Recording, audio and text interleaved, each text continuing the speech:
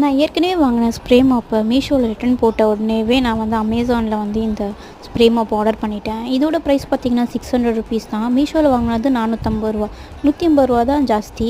But அந்த quality of the plastic பார்த்திங்கன்னா ரொம்பவே நல்லா இருந்துச்சு.